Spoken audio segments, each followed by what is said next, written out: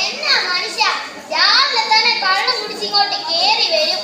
നിങ്ങള് കേക്കണം, KSAB ഉദ്യോഗസ്ഥന പൈസ അടിച്ചവരെയും അടിക്കാത്തവരെയും എല്ലാവരെയും പൂസൂരിക്കൊണ്ട് ഇങ്ങോട്ട് കയറി വരും. എന്നിട്ട് ഇതിനൊക്കെ പരിഹാരം പറയേണ്ടതോ ഈ വീട്ടിൽ ഇരിക്കുന്നത് ഞാൻ. +2 പഠിക്കുന്ന ചെറുക്കന്റെ ഫീസ് അടിക്കണം എന്ന് പറഞ്ഞ് 2 മാസമായി. നിങ്ങൾക്ക് അതിനെ കുറിച്ച് വല്ല ബോധമുണ്ടോ മനുഷ്യ? എന്താ ഞാൻ ഫീസ് കൊണ്ടുവന്നിട്ടില്ലല്ലോ. ഞാൻ ചോദിച്ചത് കറണ്ട് കുത്തുന്ന ഫ്യൂസ് അല്ല, ഫീസാ.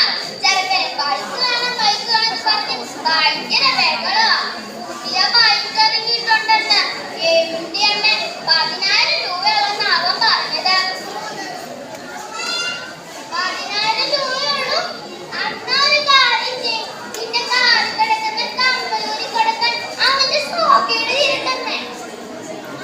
അങ്ങനെ എന്റെ കാറിൽ കിടക്കുന്ന കമ്പലൂരി നിങ്ങളുടെ മോന്റെ സോക്കേട് തീർക്കണ്ട. വേണേ വല്ല ലോൺ എടുത്തോണം. ലോണെങ്കിൽ ലോണ്. നീ എന്റെ മോനെ ഇങ്ങനെ വിളിച്ചേ. മോനെ ദാ. എന്താ അച്ഛാ, നിന്നെ വിളിച്ചായിരുന്നോ?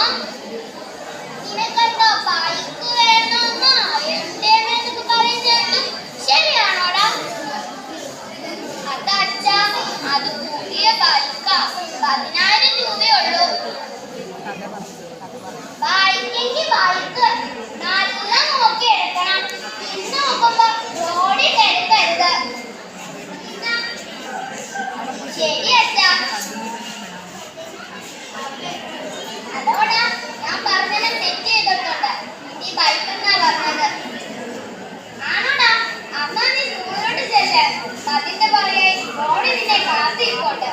പിന്നെ വാങ്ങുമ്പോ ഒറ്റയ്ക്കടിക്കാന്ന് വിചാരിക്കണ്ട. ശരിയടാ. ശരി. ഹലോ, ഇത് പോലീസ് സ്റ്റേഷനിൽ നിന്നാണ് വിളിക്കുന്നത്. പോലീസ് സ്റ്റേഷനിൽ നിന്ന് SI ആണ് വിളിക്കുന്നത്. ഇത് ഓമനിക്കുട്ടനല്ലേ? ഹലോ, എന്താ സാറേ? ഞാൻ അവിടുത്തെ ഫീസൊന്നും ഊരിട്ടില്ലല്ലോ. സത്യം. അതിന് നിങ്ങളൊക്കെ കുറ്റം ചെയ്തു. നിങ്ങളുടെ മോൻ കാർത്തിക്കില്ലേ? കാർത്തിക് MDMA കസ്റ്റഡിയിലാണ്. വേഗം ഇവിടെ എത്തിച്ചേരുക. ഹലോ സാറേ. ഹലോ ഹലോ മെമ്പറെ, ബൈക്ക് വാങ്ങാൻ പോയ കൊച്ചിനെ പോലീസ് വിളിച്ചെന്ന്. ഹലോ മെമ്പറെ, നിങ്ങൾ പറയുന്നത് കേൾക്കൂ. അതിന് കയ്യബദ്ധം പറ്റിയതാണ്. ചീത്ത പറയരുതേ. മെമ്പറെ, ബൈക്ക് വാങ്ങാൻ പോയ കൊച്ചിനെ പോലീസ് വിളിച്ചെന്ന്. MDMA അവൻ പറഞ്ഞത്. എന്താ കുട്ടായി പറയുന്നത്? MDMA ബൈക്കാണോ? MDMA ഒരു ലഹരിയാണ്. സ്കൂളുകളിലും കോളേജുകളിലും കേന്ദ്രീകരിച്ച് മിഠായിയുടെ രൂപത്തിലും ഗുളികയുടെ രൂപത്തിലും സജീവമാണ്. നമുക്കിപ്പോൾ പോലീസ് സ്റ്റേഷനിലേക്ക് ചെല്ലാം. നമസ്കാരം സാർ. ഇതാണ് കാർത്തിക്കിന്റെ അച്ഛനും അമ്മയും. എന്താണ് ശരിക്കും നടന്നത്? മെമ്പറോ? ശരിക്കും നടന്നത് ഞങ്ങൾക്കൊരു ഇൻഫോർമേഷൻ കിട്ടിയപ്പോൾ ചെന്നപ്പോഴാണ് ഇവന്മാരെ പൊക്കിയത്. എന്റെ സാറേ, രാവിലെ ബൈക്ക് വാങ്ങാനെന്ന് പറഞ്ഞ് ഞങ്ങളുടെ പൈസ വാങ്ങിച്ചോണ്ട് പോയില്ല. നീ ഞങ്ങളെ കുറിച്ച് നല്ലത് ഓർത്തോടാ.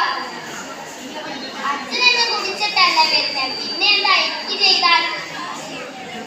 അച്ഛൻ പിന്നെ ഇങ്ങനെയാ. പിന്നെ എങ്ങനെയാ മോൻ നന്നാവുന്നത്? നമുക്കിപ്പോ ഇതിനെ ഡിറ്റക്ഷൻ സെന്ററിൽ കൊണ്ടുപോകാം. സ്റ്റാർട്ടിങ് ആയതുകൊണ്ട് കുഴപ്പമൊന്നും ഉണ്ടാവില്ല. നീ കേട്ടില്ലേ സാറേ? ഇനി കരയാനൊന്നും നിൽക്കണ്ട. നമ്മളെ പോലുള്ള സാമൂഹ്യ പ്രവർത്തകരുടെയും ആശുപത്രി ജീവനക്കാരുടെയും പോലീസുകാരുടെയും സഹായത്തോടെ ഇതിനെ നന്നാക്കാനുള്ളതേ ഉള്ളൂ. ഇതുപോലെ സോഷ്യൽ മീഡിയയിൽ നിന്നും കൂട്ടുകാരിൽ നിന്നും മാതാപിതാക്കളിൽ നിന്നും പ്രചോദനം